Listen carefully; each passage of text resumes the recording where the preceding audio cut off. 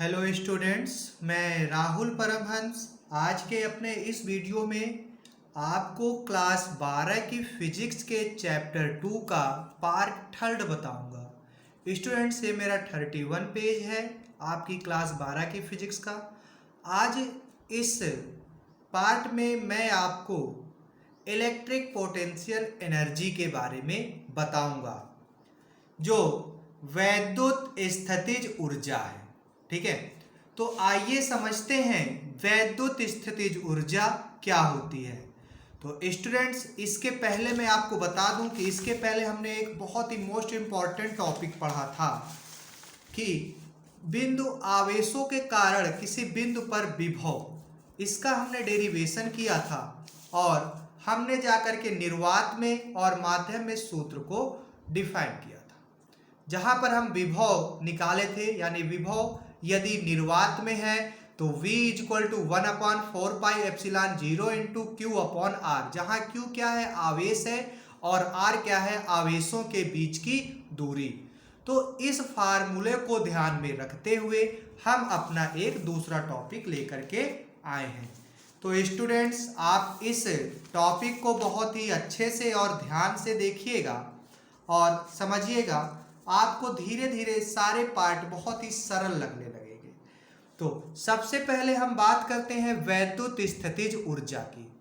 तो ये क्या है कि दो या दो से अधिक बिंदु आवेशों को अनंत से लाकर, यानी कि हमारे पास दो या दो से अधिक बिंदु आवेश है, उनको अनंत से लाकर एक समूह बनाने में किया गया जो कार्य होता है। मान लीजिए कि हमारे पास में, मैं आपको बता दूं कि जैसे कुछ बिंदु आवेश है, मान लीजिए कि ये बिंदु आवेश अनंत पर स्थित है, इनको एक दूसरे के नजदीक ला करके हम एक समूह बना दें, तो इसको आवेशों को नजदीक लाने में जो हमको जो कार्य करना पड़ता है, उसी कार्य को हम वैद्युत स्थितिज ऊर्जा कहते हैं। यानी कि एक प्रकार से हम कह सकते हैं कि जो कार्य होता है वह वैद्युत स्थितिज ऊर्जा के बराबर होता है। ठीक है, यहां पर हम वैद्युत स्थितिज ऊर्जा को U से प्रदर्शित करेंगे और कार्य को हम W से प्रदर्शित करते हैं। ये चीज हमको ध्यान में रखता है। तो आइए अब हम इसका फार्मूला का डेरिवेशन करते हैं। तो सबसे पहले हम एक चित्र बनाए हैं, उसको समझ लेते हैं। यहाँ पर एक बिंदु हमने A लिया और एक बिंदु हमने B लिया। इन पर एक आवेश Q1 लेते हैं और ये आवेश Q2 है। ये आवेश को मानते हैं कि अनंत पर कहीं था, तो इसको हम अनंत से लेकर के बिंदु B तक लाए हुए हैं। तो अनंत से B तक लाने में जो हमको कार्य करना पड़ा, वही इस का स्थितिज वैद्युत स्थितिज ऊर्जा कहलाता है। तो सेम डेरिवेशन फार्मूले के हिसाब से जैसा है कि मानक Q1 तथा Q2 परिमाण के दो बिंदु आवेश किसी माध्यम, निर्वात अथवा वायु में। तो आपको ध्यान देना है कि यदि माध्यम है तो वहां पर हम K का प्रयोग करेंगे, और यदि वायु है तो वहां पे हम K का प्रयोग नहीं करेंगे। तो यहां पे हम वायु लेते हैं, बाकी माध्यम और वायु दोनों भी हो सकते हैं, में एक दूसरे से r दूरी पर स्थित है। ये किसी माध्यम पर आवेश है जो कि एक दूसरे से r मीटर या r सेंटीमीटर, हम इसको कुछ भी समझ सकते हैं, इस दूरी पर ये स्थित है।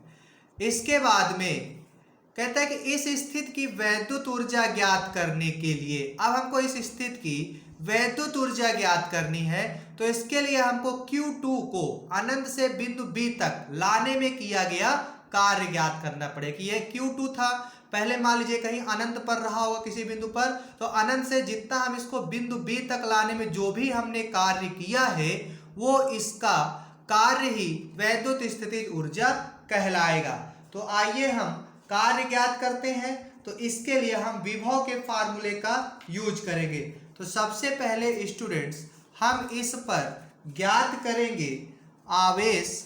ध्यान दीजिएगा,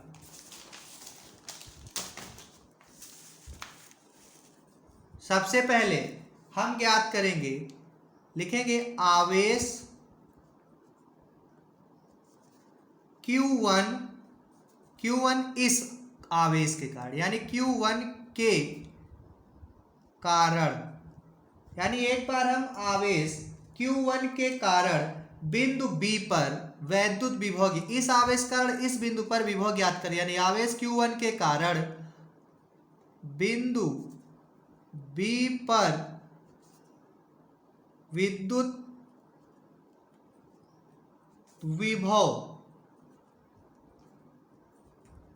विभव हमको विभव का फार्मूला पता है। क्या होता है फार्मूला जो हम पिछली बार निकाल के लाए, V इक्वल टू होता है 1/4πε0 इंटू Q अपॉन R होता है। अब देखिए Q हम किस आवेश कारण निकाले, Q1 के कारण निकाले ना, तो Q1 है तो यहाँ पे Q की जगह पे हम रखेंगे Q1 अपॉन R।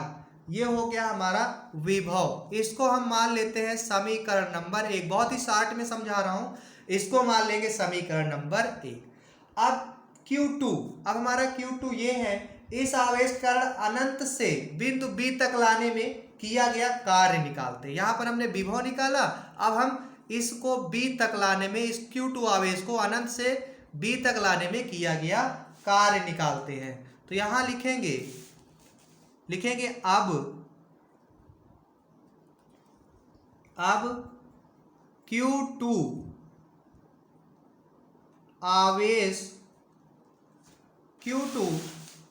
आवेश को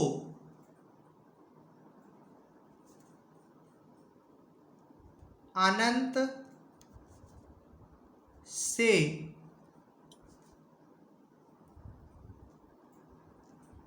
बिंदु B तक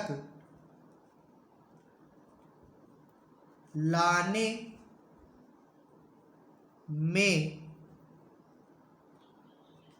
किया गया कार्य। तो अब हम कार्य ज्ञात करेंगे।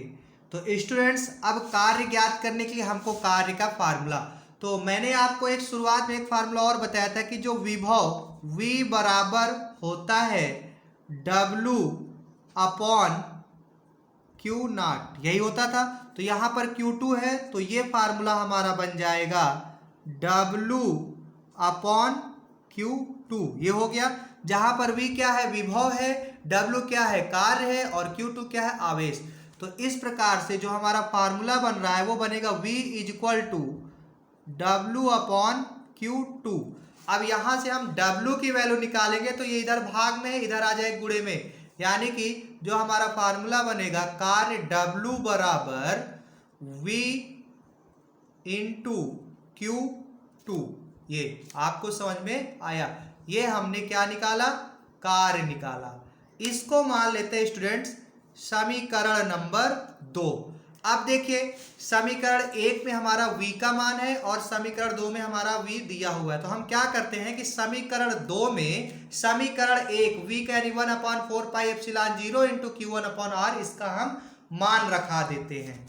तो आइए ऐसा करते हैं। तो स्टूडेंट्स लिखेंगे समीकरण 2 में समीकरण 1 का मान रखने पर, तो समीकरण 2 में जब समीकरण 1 का मान रखेंगे तो एक बार फिर से समीकरण 2 हम लिख देते हैं W equal to V into Q2, ये हमारा समीकरण 2 था। अब इस पर हम V का मान रख देंगे, तो V का मान क्या था, V equal to 1/4πε0 into Q1 upon R। ये हमको V का मान इस जगह V की जगह रखना है। तो क्या हो जाएगा, आइए देखते हैं।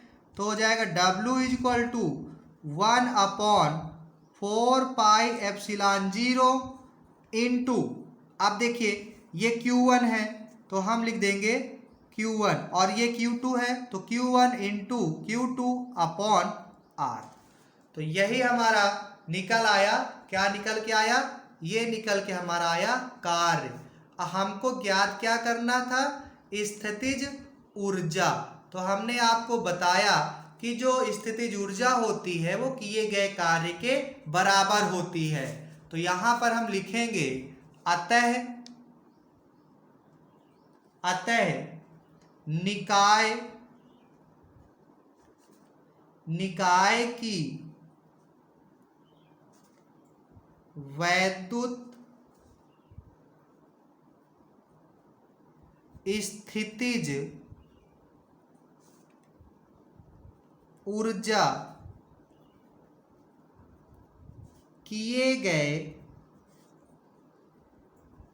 कार्य के बराबर होती है। अतः हम लिख सकते हैं वैद्युत, ठीक है, क्या लिख सकते हैं? वैद्युत स्थितिज ऊर्जा बराबर किया गया कार्य। ठीक है, तो वैद्युत स्थितिज ऊर्जा को हम किससे प्रदर्शित करते हैं? U से। तो यहां पे हमने U कर दिया, और किया गया कार्य को किससे प्रदर्शित करते हैं? W से।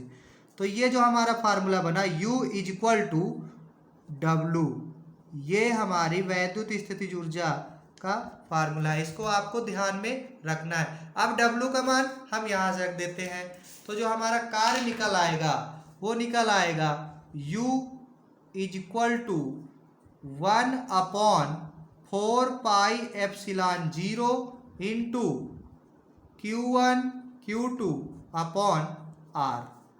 ये हमारा वैद्युत स्थितिज ऊर्जा का फार्मूला है। इसको स्टूडेंट्स ध्यान में रखिएगा। ठीक है, क्या है? विद्युत स्थितिज ऊर्जा। अब इसी के बाद यदि ये हमारा एक इसमें है, निर्वात में है। अब यदि ये किसी माध्यम में हो तो यहाँ पे के लग जाएगा, लेकिन माध्यम का आपको बहुत कम मिलेगा, हमेशा निर्वात या वायु का ही मिलेगा। तो स्टूडेंट्स इस डेरिवेशन को बहुत अच्छे से समझ लीजिएगा और अपनी नोटबुक पर आप लोग नोट कर लीजिए। कल हम अपने एक अगले नेक्स्ट टॉपिक पे फिर से हम चर्चा करेंगे, और अब अगले टॉपिक में हम इनकी स्थितियों के बारे में जानेंगे। तो स्टूडेंट्स आज को आपका ये वीडियो बहुत ही मैंने सरल ढंग से और बहुत ही शार्ट ढंग से आपको बताया है। उम्मीद करता हूं कि आपको ये समझ में आया होगा। तो स्टूडेंट्स अब मैं आपसे कल अपने फिर एक नए वीडियो में नए टॉपिक के साथ में मिलूंगा। तब तक के लिए thank you and thanks for watching. परंतु जाते जाते आप सभी को बता दूं कि जिन लोगों ने अभी तक मेरे इस राहुल परमहंस YouTube चैनल को सब्सक्राइब नहीं किया है, वो जरूर इस चैनल को सब्सक्राइब कर ले, ताकि मेरे द्वारा डाली गई हर एक वीडियो आप तक आसानी से प्राप्त हो सके। तब तक के लिए student thank you and thanks for watching.